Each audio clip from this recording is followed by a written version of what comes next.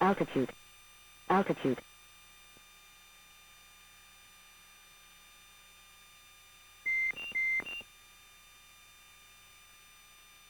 Are you with me, Mike? I'm with you, Coach. Okay. You see everything up to the left. If you want to move the seat around, you can. It's just off your left hand, off your left leg there. Yeah, I'm comfortable. Okay. Starting the left now. On that left-hand TV screen right now is our flight control page. Is that what you see on there? Yes, sir. Okay, it's sort of a box with or a grid with a bunch of boxes on the right and left side. Some have X's, some don't. Yes, sir. And then down on the lower left portion, you see a matrix of zeros. And Yes, then sir. at the very bottom, a bunch of cautions that are on there. As those cautions go away, as we get the engine started, you'll see a little bit more of that page. What that page, as we call them, represents are two flight computers, two Altitude. hydraulic systems that Altitude. run the flight controls. And Flight controls. very Flight state-of-the-art controls. system. Right now, I'm resetting those flight controls, getting those X's to go away.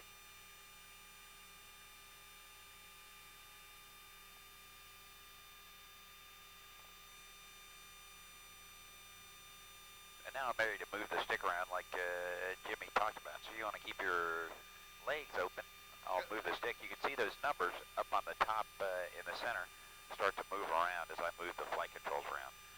What that page is in the center, the first 5 rows, you'll see an abbreviation for all the different movable flight controls. To the left and right, you'll see numbers. Those are the degrees of deflection of the controls.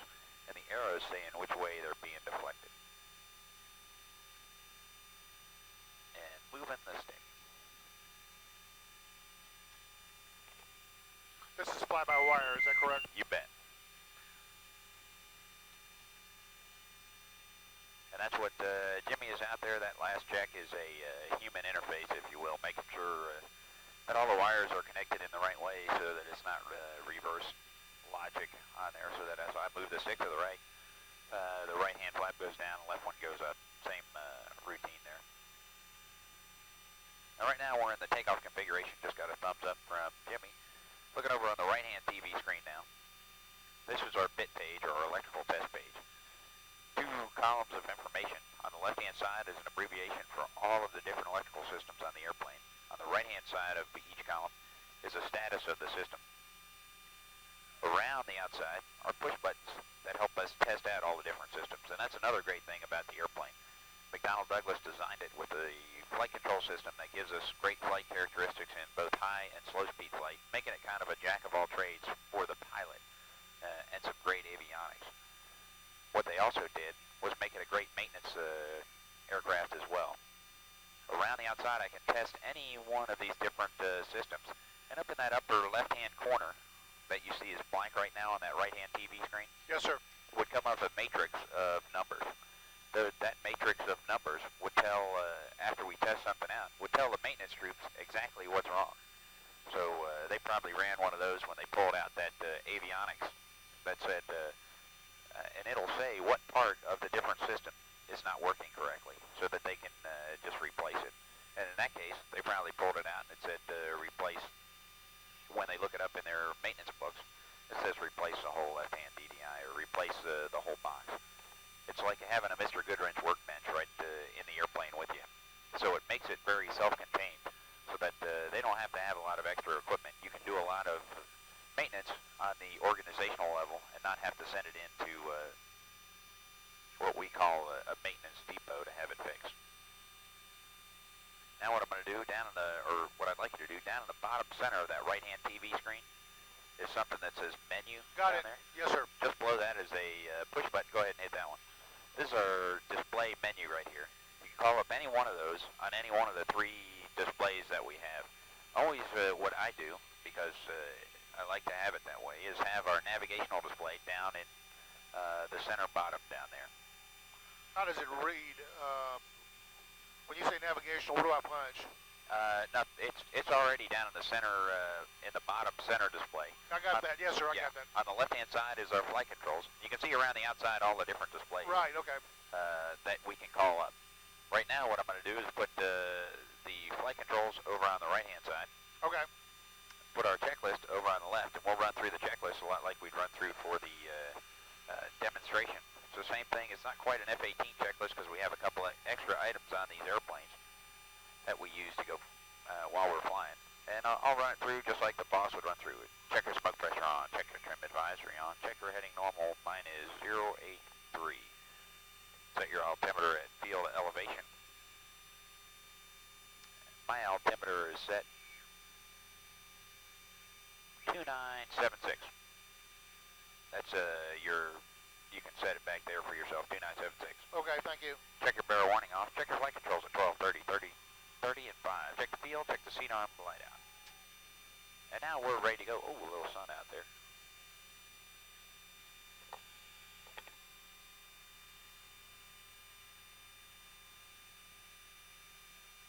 Now I'm going to call up the HUD or heads-up display over on the left-hand DDI there. I have that just like the F-16 guy you flew with right in front of me, so that as I look out through the glare field, I'm looking at all that information right there. Ground, Blue Angel 7. Calling ground, say again.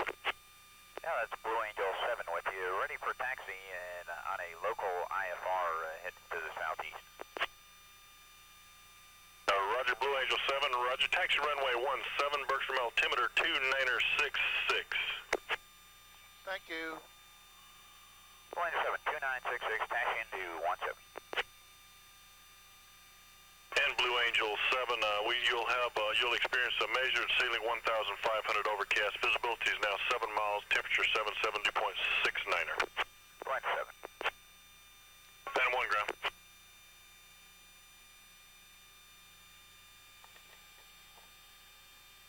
We have a smoke generator. Phantom 1, proceed. That's what you see going out the left-hand side. Yes, sir. That was to let Jimmy know that we're ready to taxi.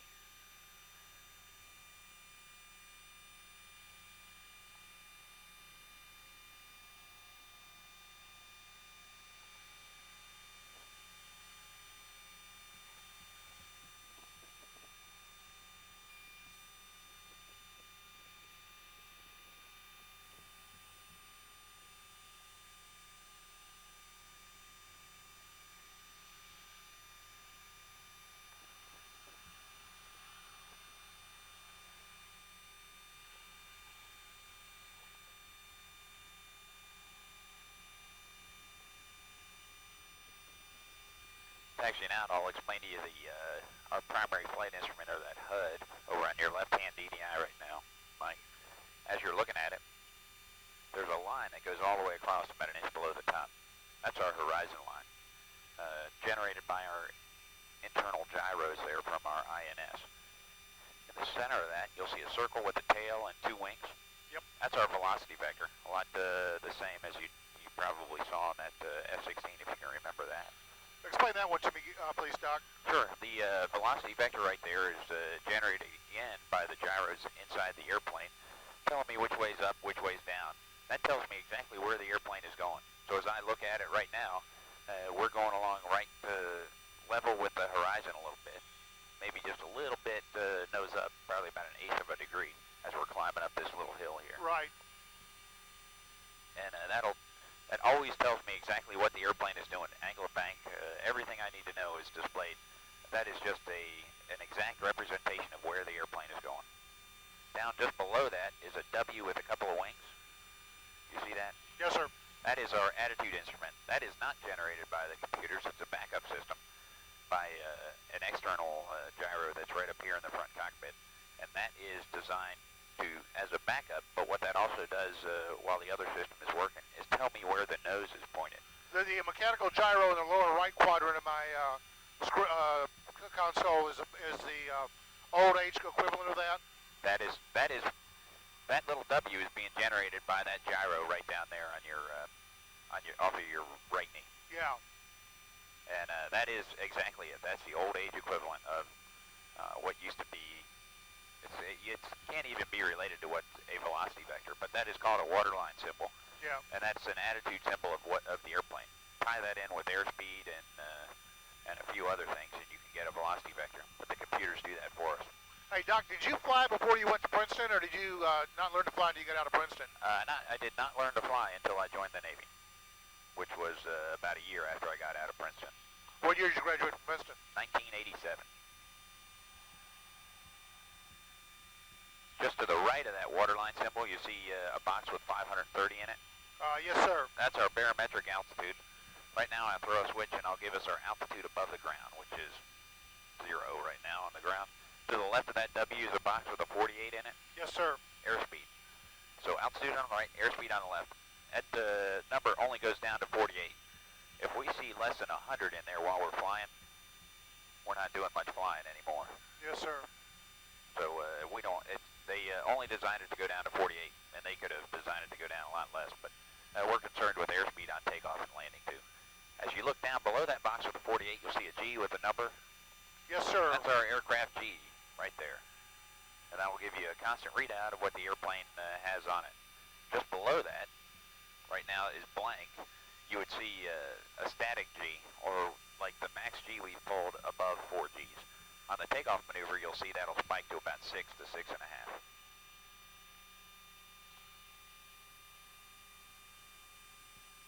And now, if you're ready to go, I'll pull up to the hold short and call for takeoff. Let's roll.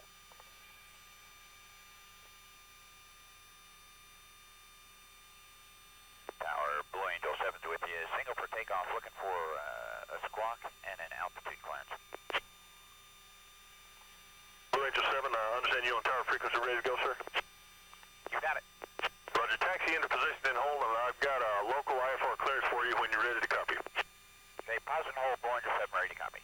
Roger, you're cleared, Blue Angel 7 cleared to Bergstrom via radar vectors.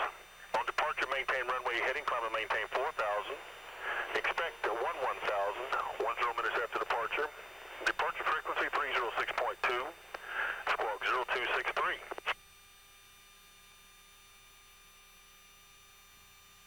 Line 7 cleared, climb to 4, squawk at 0263, and I am requesting a lot higher than that on my takeoff if I could. I thought to approach, I'd like to get up to about 10,000. Yes, sir, you can expect 11,000, 10 minutes after departure.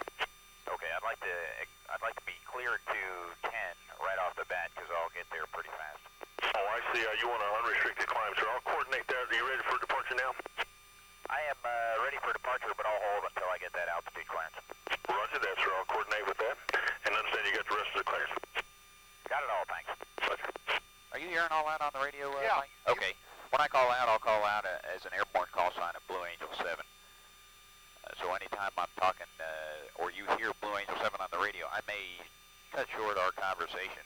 I understand that. Just so that I can answer them. And it looks like above the clouds here, it's a little bit sunny, so you might want to put your visor down on the takeoff because we'll pass through those clouds pretty quick once we get airborne. Thank you, sir. You're welcome. Now, while we're waiting, I'll change the right-hand display again so you can show you some of the different things that are on there. Second button down on the right-hand column there, you'll see ENG. Go ahead and hit that button for me. Got it. That's an engine display. You can see it gives right and left side. N1 and N2 there, and the second and third columns are two compressors that we have, N2 being the turbine in the back, N1 being the initial compressor. And if you're familiar with jet engines, they just take air in from the outside, compress it, mix it with gas, and light it off and kick it out the back via a turbine. And the exhaust gas temperature, or EGT, right now is 500 degrees in Celsius. That'll get up to about 800 in Celsius while we're flying. And that means we're kicking out roughly about 1,800 degrees in Fahrenheit out the Blue Angel 7, after departure, turn left heading 090, climb and maintain 10,000, rest of clearance remains the same.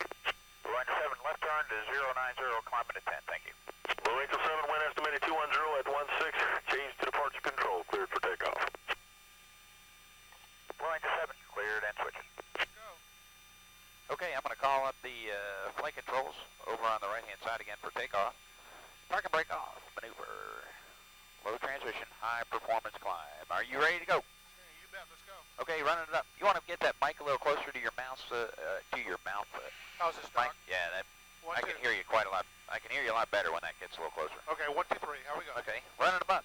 I'm going to select full afterburner. You'll feel a kick in the pants. We'll do a low transition, leveling at 50 feet. Then I'll say stand by, pull. When I say stand by, put your head back up against the head box there, Mike, because when I say pull, we're going to hit about 6 Gs. Are you ready? You bet. Let's go. Okay, run them up. 1, 2 good lights, and we're rolling.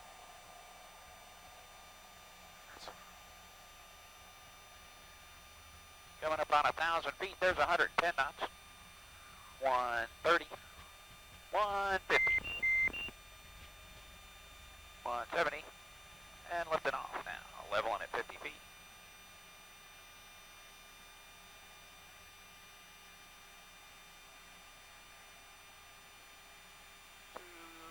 290, 300, 330, stand by, pull.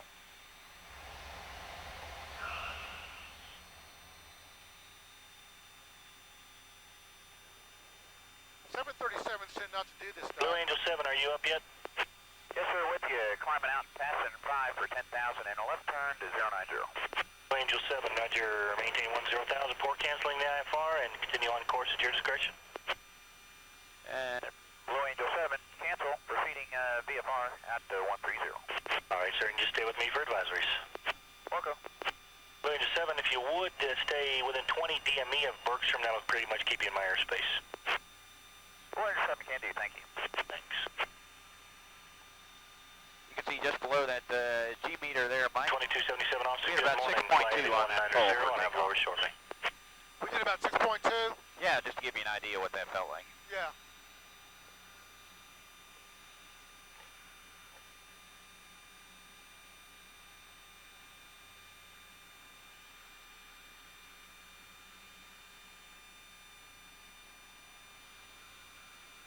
That is fun, Doc.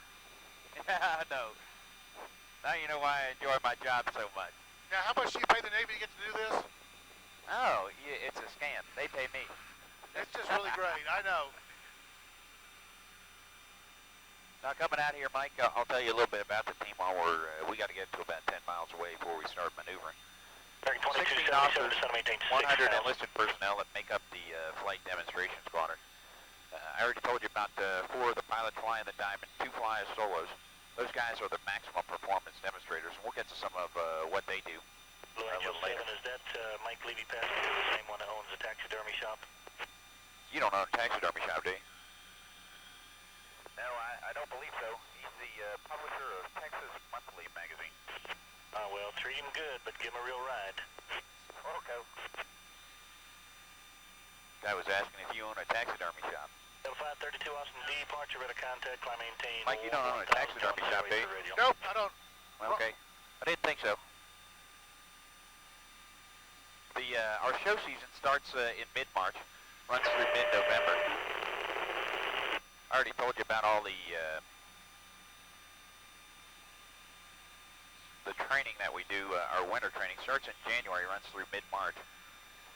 And we do that out in California in the desert, so that puts us on the road about 300 days out of the year. And that's why it's such a short cycle for us, just a couple of years.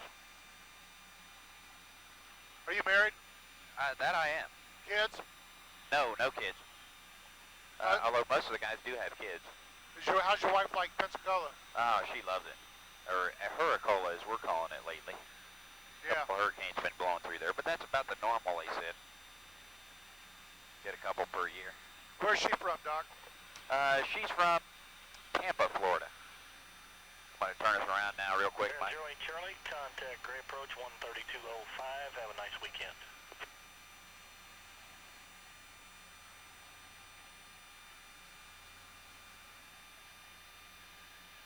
First thing I'll tell you is where the guys are in the formation. In the Diamond, we fly closer than anybody flies in airplanes. Off of that right-hand wingtip, you see it out there? Yep. 36 inches away from that is our number 2 pilot, Ben Hancock.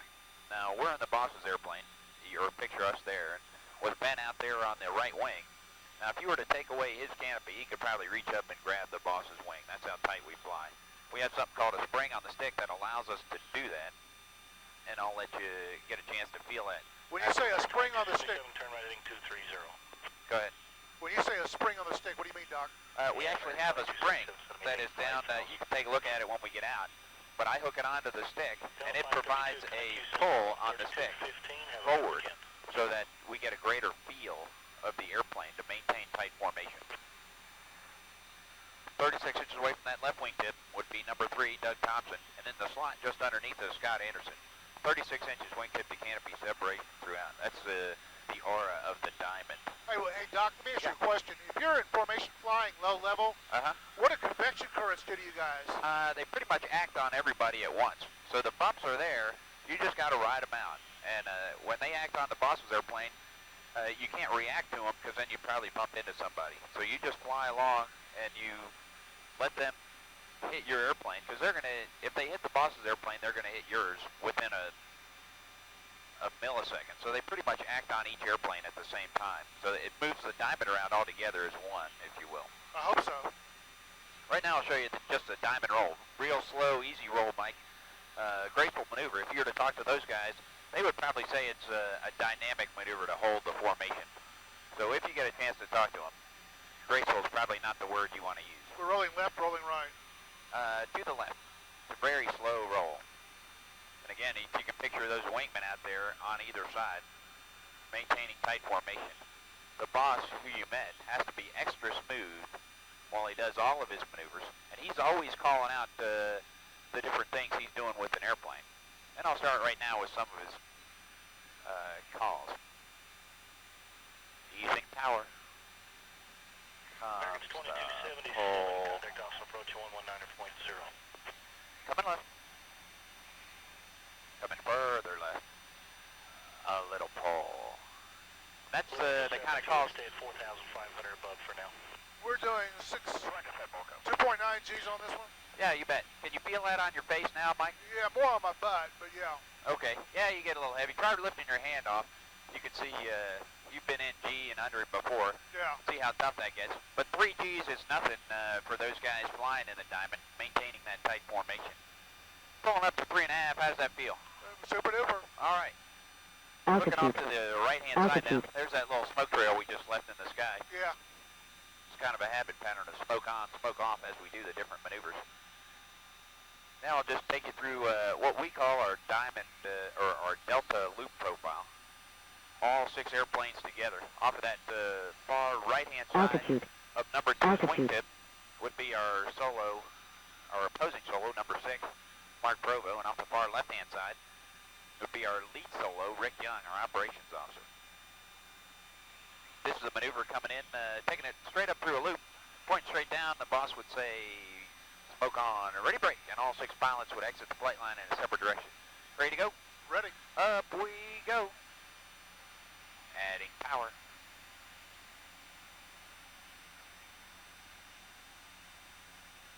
And those are just some of the calls to give you an idea of what has to go on while we're flying in formation there.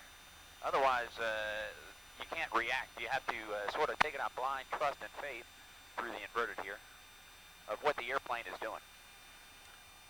We lose our G-forces at this point, though, don't we? Yeah, because our airspeed is down. Right here, the boss would say, ready break. Using power. Using lots of power.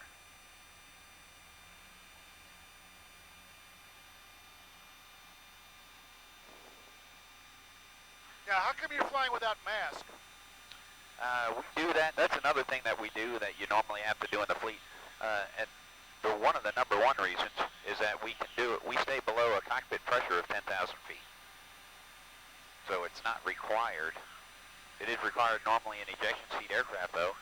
But because we fly below a cabin pressure of 10,000 feet, we can do that. When you're flying station to station, you're flying at altitude, though, aren't you? What's that? When we fly to and from? Yeah. Yeah, and then we put the masks on. Okay. And if you're ready, I'll take you up through it and do an implement maneuver. Let's roll. Get us head back. Up we go.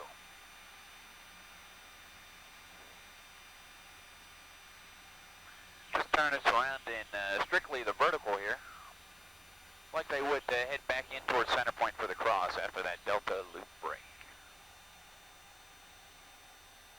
Reaching the inverted, pushing out, and rolling out. Sahara, descend and maintain 5,000 and fly heading 200.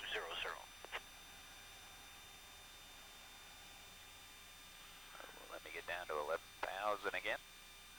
Hey, Doc, when you were at Pensacola for initial training, did they teach you aeronautics there? Yes. I mean, acrobatics, I mean?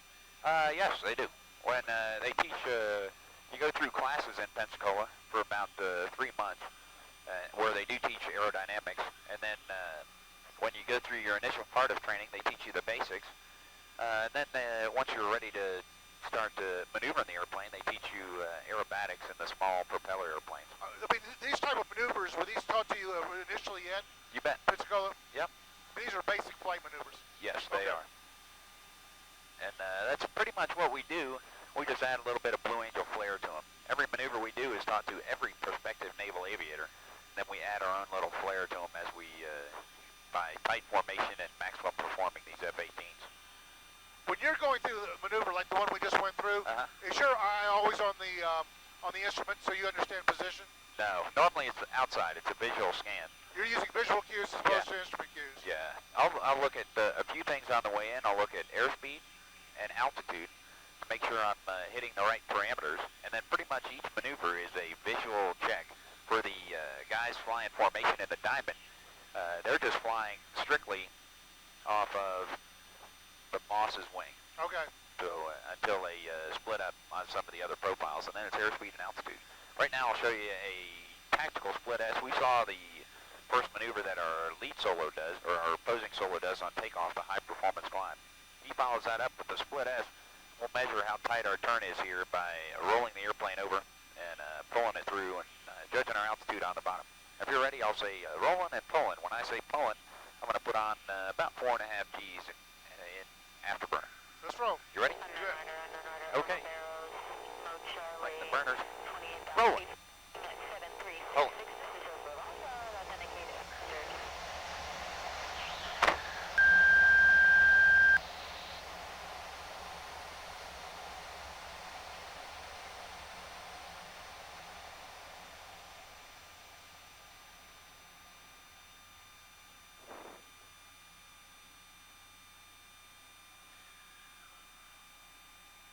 Got about 4.5 Gs on that one.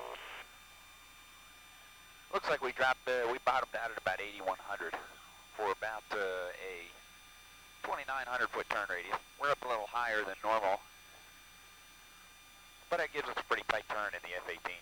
About as tight as you probably saw in the F-16 there. Both about the same. About the same capabilities, although you saw the big trunnions on the landing gear that we have give us the capability to land on the ship, as well as a little extra carriage capability because we're a little bigger airplane, carrying more ordnance. Right now I've showed you how the airplane can respond in medium speed flight there. Now I'll show you how well it responds in slow speed flight, give you an example of those state-of-the-art flight controls that you saw. Something the F-16 cannot do, and that is called our high alpha pass. Our pull is based on alpha, or angle of attack. Altitude. And if you look on the right-hand TV screen, you see that flight control page still up there. Yeah. What I'm doing now is slowing the airplane down, got the speed brake down. And I'm going to keep us level here at about 4,500 feet and slow us down. And at a certain point, if you're an aerodynamics major, you would know that we've gone past the stall speed of the airplane, or the fact that we're not flying off lift off the wings anymore. We're pretty much flying off thrust out the back end. And that's something that these flight controls give us the capability to do. Why is that, Doc? What they're doing, actually, is those two computers give us the best configuration of the airplane, and they're actually changing. You can see the leading edge flaps and the trailing edge flaps are down pretty far now, Yeah. 15 degrees. They went down automatically, right? Yes. That's that fly-by-wire system, and also it's called a living wing concept. Right about here, you can see we've gone past. You can feel the airplane program up. What's our airspeed right now? About 124 knots. And that's beyond stall? In this airplane right now, it is technically on the backside of the power curve, and that it would roughly be the stall speed. Stall in normal configuration is what, Doc? Roughly about 100. You can't really say it in this airplane because it has these flight controls that change shape. If you were able to define the camber of the wing, you would be able to define a stall speed. I understand. But because they change, and if you look now on those flight controls, you'll see that the leading edge flaps are all the way down. Is that final position for those flaps? Yes, that's as far down as they go. 33 degrees. You can look out to the side and you can see they're hanging, yeah. Yeah, all the way down into the windstream. And we're at about 119 knots now. We're only at about 2/3 of the thrust we can have out of the engines right now. We're flying off thrust out the back, but the wings are giving us the capability to maneuver. You can see I can turn to the right, turn to the left. If we were to get to about 100 knots, that would be where there's not enough airflow to make the airplane controllable. There's enough airflow over the wings to keep it controllable. Those two flight control computers are giving us the ability to maintain this slow speed flight. And although if I were to pull the thrust back, then we would no longer be flying. Hey, Doc, let me ask you a question. Yeah. When is slow speed flight important operationally in a mission? It's in certain terms, it's very important while you're taking off and landing from the carrier. But if you are in a dogfight, slow speed flight is very important if you were to get into that regime. Right now I'll select full afterburner, and I can explain that to you on a drawing board, but in the airplane it's kind of hard to say, but it's almost like you want to turn and maintain a slower speed and maneuver the airplane at slow speed. You may only be in slow speed flight for 10 seconds as you're reconverting on somebody. Okay. But you want to maintain that maneuverability throughout. We started at 4,500. Now I lit the afterburners. We're up through about 8,500 now, and accelerating through about 165. That's that 1-to-1 thrust ratio, or the fact that we have as much thrust out the back end as we do the weight of the airplane. That's what allows us to accelerate and climb up into the vertical.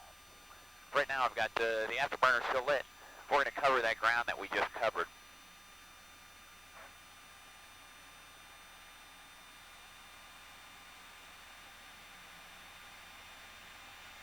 Very quickly. If you look just above G, you'll see an M with the number next to it. That's our Mach number. You can see we're passing through about 0.95 right now, 0.96. I got to pull it out of afterburner, otherwise we'd go supersonic. You're not allowed to? What's that? They don't want you to? No, not over land here. There are certain areas over land that you can do it in.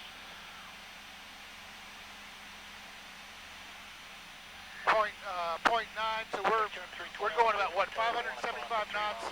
Yeah, that's roughly about 700 miles per hour over the ground.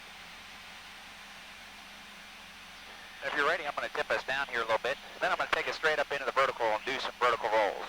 You got it. Altitude. Altitude.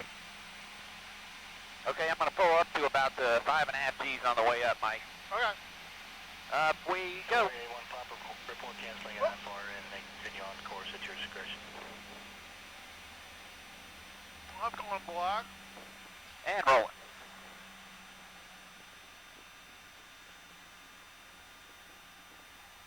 Commander 1 Sugar Charlie Austin, good morning. Expect the ILS 13 right.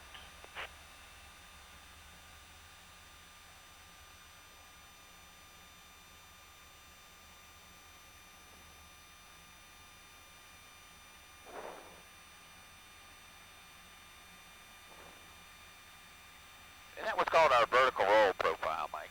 Gotcha. This max stick deflection, we hit about 5 rolls there. And for some reason, I can't find our smoke trail. Must be blending in with the white background of the clouds.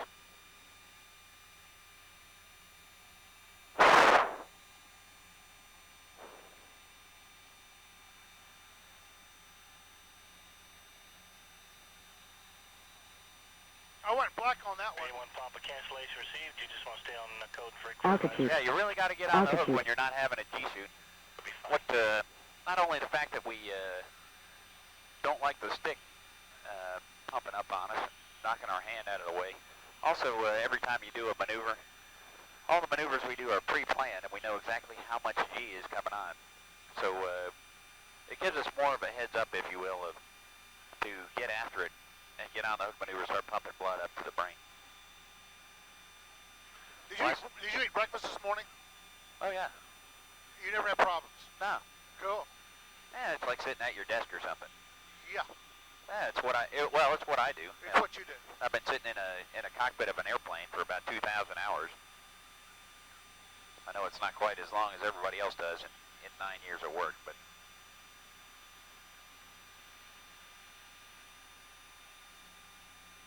coming in one of the what I'll show you next before you take it is some inverted flight. And that's something our two solo pilots do in their opposing pattern. Before you turn any further left, let me know, Commander, 9 o'clock at 5 miles westbound to 6,000. Blue line to 7, Morco. I'm turning now to the south end. Still fine.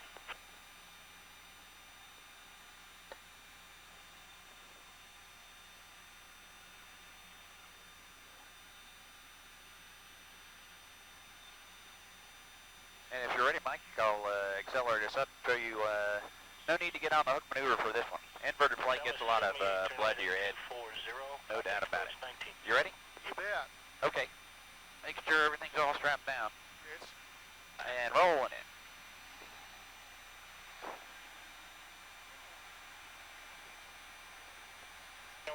And looking at the G meter, you can see negative 1G. negative 1G. Taking a peek around, you can see if I wanted to turn right along the ground, I gotta actually move my wings. You can turn at your discretion anywhere. Now I'm turning left if I roll to the right. It's kind of the disorientation of inverted flight. I sure am glad I'm strapped in, Doc. Yeah, me too. Otherwise we'd be laying flat on the canopy and rolling out. Woo! They don't do that at the State Fair in Texas in their old roller coaster. I would hope not. I've been unstrapped here, by the way. What's that? I got somehow I got unstrapped. How's that? Oh, my 6 Juliet Charlie Austin, good morning, altimeter 2 ankle strap is unstrapped. It's okay. Oh, okay. That's all right. It's a simple push-in thing if you want to get down there and push it in. As long as my thighs are down, I'm okay. Yeah.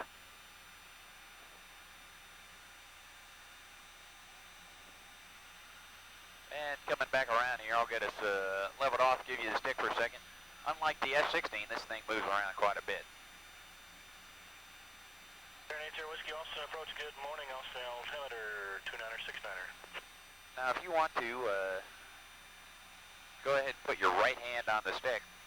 Are my rudders live, Doc? What's that? Are the rudders live here? Yes. Okay. And you're going to have to, you'll feel a pulling on the stick forward. So try to hold the stick exactly where it is. Put your wrist on your right arm. Okay, I got and hold it. Now you're going to have to pull back a lot harder. Yeah, I got it. There, right about there. That's what the diamond guys are feeling throughout. I get a chance to shake my hand out. Boy, there's a constant force here, isn't it? Yeah, and that you can see just a slight movement of the stick creates some movement of the airplane. And if we were to, when I take the spring off here in a second, because it's detachable, you'll be able to see how the difference or the neutral spot on the stick, and that would give you, it's just something we can't have on the airplane when we fly in our demonstrations. I'm just playing. Yeah, no, that's all right. It's your airplane right now.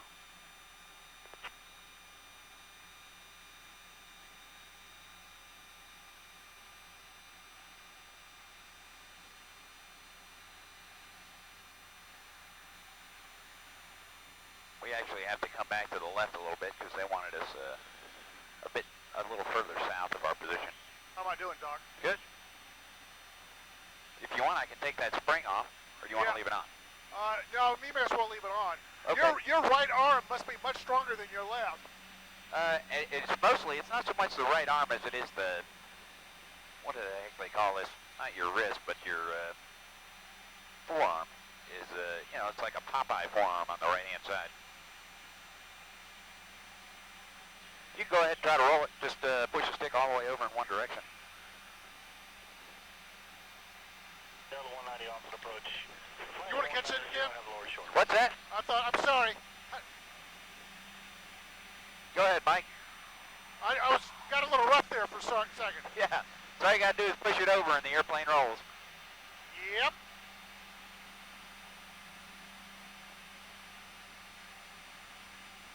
Okay, the airplane cheers. Okay, I got it back for a second. You want to take us through some of the loops or something, or? Nope, it cheers. Okay, I'll show you a couple other things that most people don't normally get to see. Right on the right-hand TV screen now is our radar. I'm sure you probably got a chance to see that in the Viper, or the F-16. Checking out, doesn't appear to be any contacts out there for us. But that cursor that I'm swinging around on there, and that B-sweep that you see going like that, Yeah. is the actual radar head. It's in the nose cone, sweeping around looking for traffic. What is the range on this, Doc? It can pick up larger targets like airliners out to about 100 miles. Right now I've got it in the 40-mile scale. This is about 30 to 35 miles. I need to go down to 6,000 or below or 7,000 above. There's traffic off your left, northbound at 6.5. Okay, I'll go climb up above 7, Blaine 7. Yes, sir. There's Bonanza. It's at 10 o'clock and 4 miles northbound at 6.5. What's up? 6 let's try to find that 10 guy. o'clock and 4 miles. Right now, southbound is a Blue Angels F-18 and a VFR above you. Hey, Doc, Yeah. in terms of fuel management, do you have more than one tank? I have one gauge here. Yeah. Do you have multiple tanks? You bet. We have, in the airplane right now, we have 6 tanks. We have 2 wing tanks, we have 2 engine feed tanks, and we have 2 transfer tanks. 190 center maintain. The 4,100 pounds we're carrying right now is distributed where? Right now it's mostly in the feed tanks. We have about 2,800 pounds in the feed tanks, and we have about the rest of that. JC, the Blue Angels F-18 is There he 10 is. o'clock, 2 miles up at 9.5. Give him a little smoke, and we'll go take a look at him. You can see him on the radar right there. Should be just off the nose to the left for about 1 mile. There he is, right down below us. A Bonanza. 900,500, right over you now. Who's that, Doc? Just some traffic that they're calling out. Guy I picked up on the radar here. I don't see him. Almost straight down below us. 321, contact approach 126. We're doing a circle above him. JC Bonanza, the F-18 is, looks like still right above you going due northbound now. If you want, Mike, I'll show you how we circle in behind guys. To roll in behind him. And I'll show you how we would attack him with a gun. Angel 7, the Bonanza 3,000 feet or so below you's got you inside. Roger 7, got the smoke on for him. Gotcha.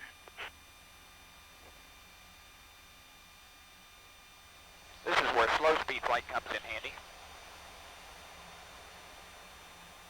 Yeah, he's doing the air show practice and giving some lucky people some rides.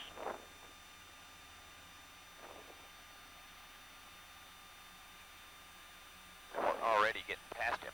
That guy's flying very slow.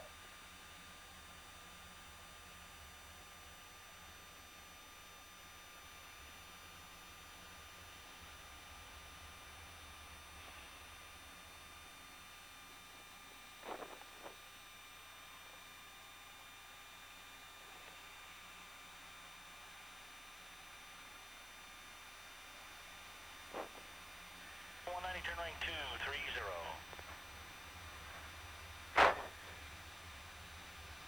At least you're in an airplane.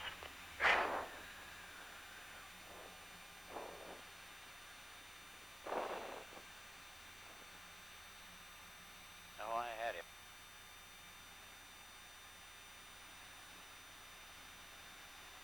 And Blue Angel 7 at Bonanza is now 12 o'clock and 3 miles north of 6.5.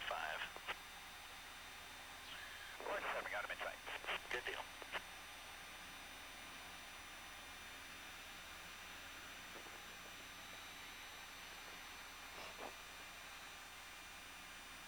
And now coming back down in on him. That was 190 connection. Doing a high-speed slashing attack. Do you see the circle on your HUD there? You got that? Negatives. On your left-hand screen? Yes, sir, I got it. Okay. That is counting down the range. We're up about 2,000 feet from him right now. And 6JC, that Blue Angel's going right by you.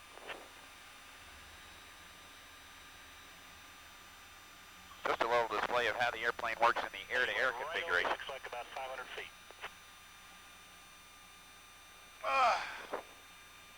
And actually, he made a right turn out. He's gone back to your right again.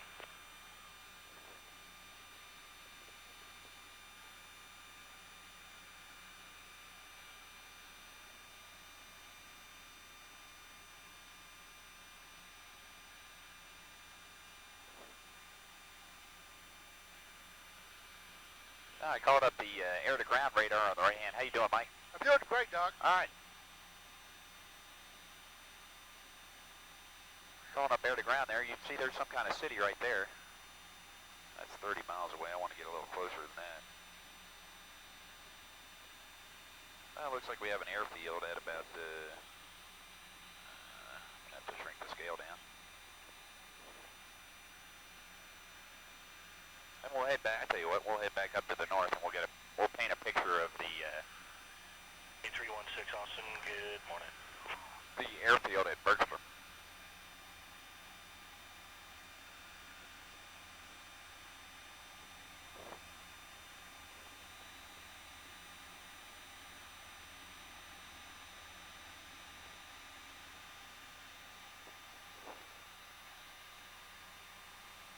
That's about where we started up. If you're looking on the right-hand screen, painting the picture, you can see the runway right here. Paint with your marker. Show me where the runway is. Right here. I'll put the X right over top of the runway. Got it. Right there's the runway.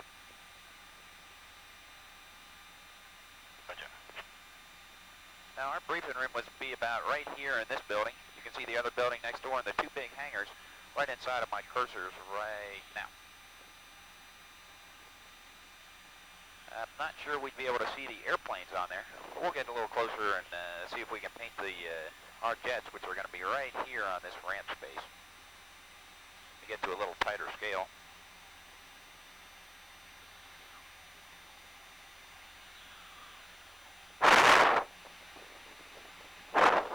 And I'll show you why the F-18 is such a great airplane, because it is made out of composite materials, which again wouldn't show up on radar. Air-to-air or air-to-ground. At a certain range, we all show up on the radar. I'll move it over just a little bit, see if we can get the blip on there.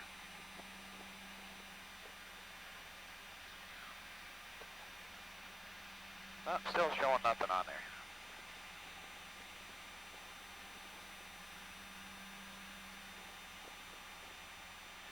The reflections you see are of all the metals in the bigger buildings there.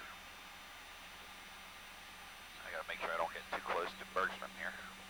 1, 2, 3. Jet. 801. 316, descend to maintain 5,000.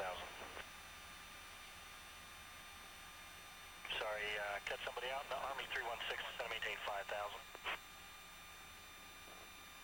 Who said they want to cancel? 1, 2, 3. Jet. And 18. Okay, you want to terminate services? Squawk 1200, radar service terminal. We'll see you on the way back. Mike, one of the last things I can show you is our high-performance minimum radius turn that we can do. Got you a look at the air-to-air, air-to-ground stuff on the radar. Anything else you want to see on your own? Nope, that's it. Okay. You want to try a high-performance turn there? Who, me? Yeah. Sure. Okay.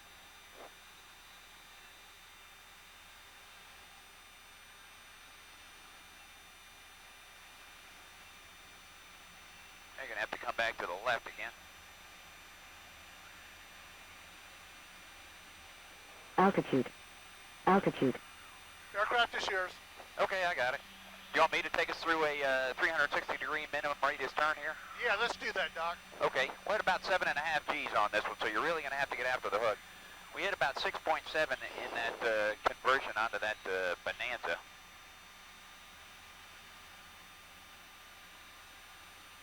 Let me get us up a little bit.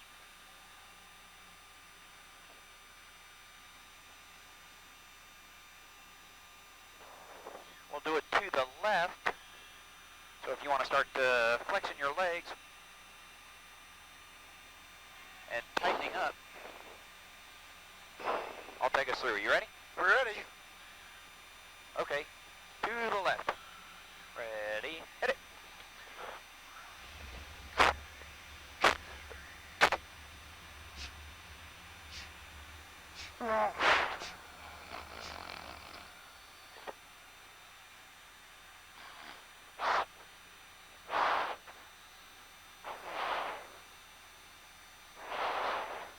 Hey, Mike, how you feeling? I'm doing pretty good. You ready to go home? Yeah. Well, it's 1290. 797 also approach. Thank you. I'll lower for you in just a moment. And approach. I'm getting reoriented down here, but I'm ready to go home. All right. Flight, who else called? That's Blue Angel 7 with you, 7,000 ready to head back to Bergstrom. Can you get under VFR? You need vectors for an approach. I need vectors down below about 2,000 if I could.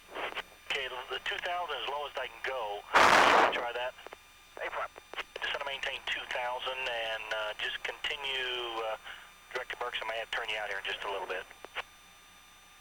Blue Angel 7.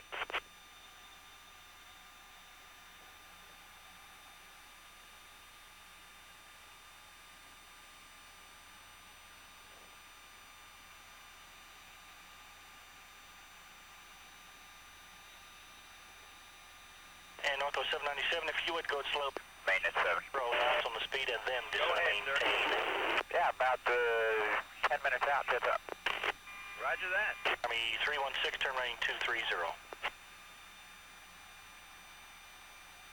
Altitude. Altitude. And the 127 off, approach Roger. Push out back calling 918, up and up, spring connected, shutting down. PAO maintenance.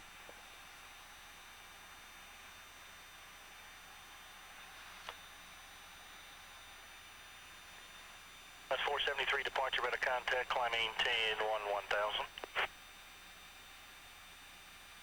02 departure, radar contact.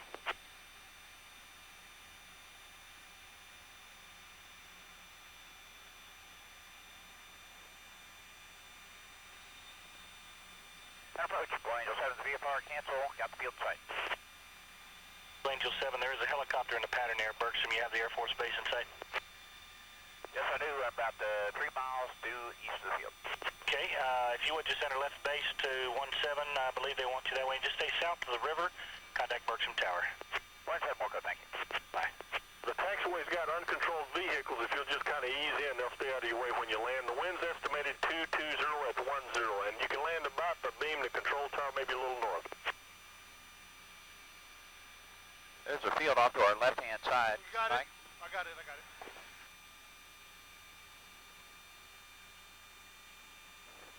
And tower, Blue Angel 7's with you, about 3 miles to the east for the overhead on runway 17. Blue Angel 7, roger, and we do have a measure ceiling of 1,500. Overcast visibility 7, altimeter still 2 natter 6. Correction, altimeter now is 2 natter 68. 2968, Blue Angel 7. Helicopter just crossing the runway. If you're ready, Mike, I'll take us in for the carrier break. You bet. Okay. It's going to be a hard pull there, probably about 6 to 7 G's. You up for something like that, or you want me to tone it down a little bit? It's up to you. Okay. You're driving. All right, it's your flight. And Daylar 32, when you get down to hovering altitudes, you'll be heading toward the smoke aircraft south of you. Fuel low. Fuel low. Blue Angel 7 numbers. Now, if you're ready, Mike, I'm going to break it to the left. You bet. Let's go. Okay, break it. Bingo. Bingo.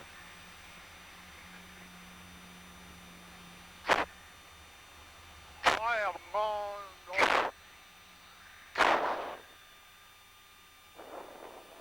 And rolling Daylar out. 32, about 2,000 feet straight ahead. Hold at that intersection until someone comes out to assist you in parking.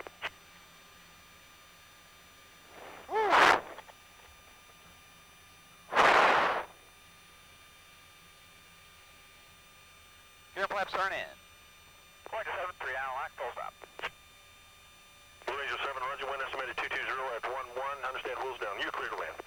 Clear to land, Blue Angel 7. Bingo. Bingo. Now, on the carrier approach right now, we're coming in trying to get a 3 degrees down glide slope. We're a little high right now. You can see those white lights off the end will give me about a 3 degree glide slope. The Bazzies.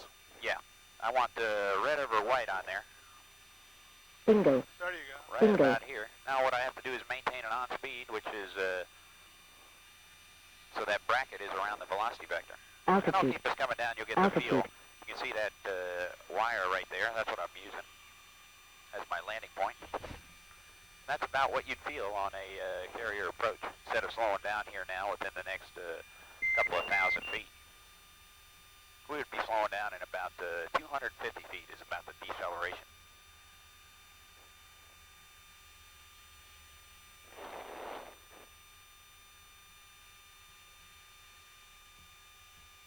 Ranger 7, left turn midfield if able, and you can remain this frequency for your taxi instructions.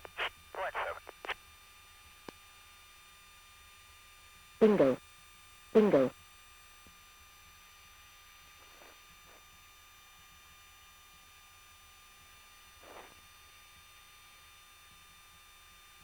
And Mike, last checklist to go. Check your smoke pressure off, check your tab, check your flaps to half, reset the trim, and save the seats. Now we're safe on deck.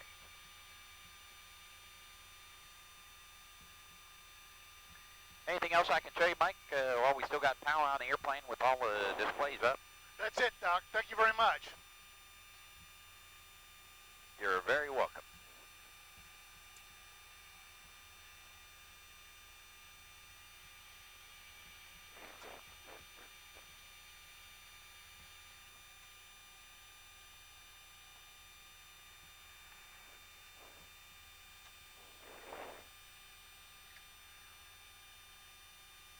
Greyhound Ranger 7 with you, clear, taxi into our parking. Ranger 7, Roger, you going to be making a right turn with the others? Yes, I believe I am. Okay, the helicopter, is it going to be a problem for you? He's waiting for someone to assist him in parking. Map 46 over here.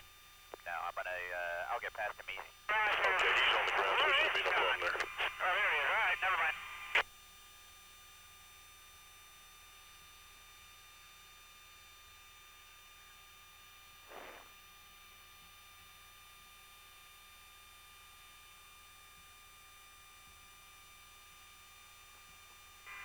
Spec Charlie 918. Spring connected HI gripe, shut down.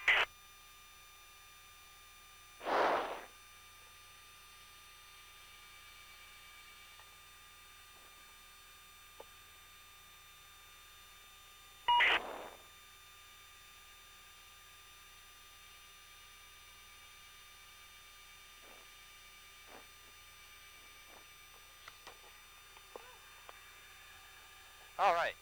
I'm going to go ahead and shut down, Mike.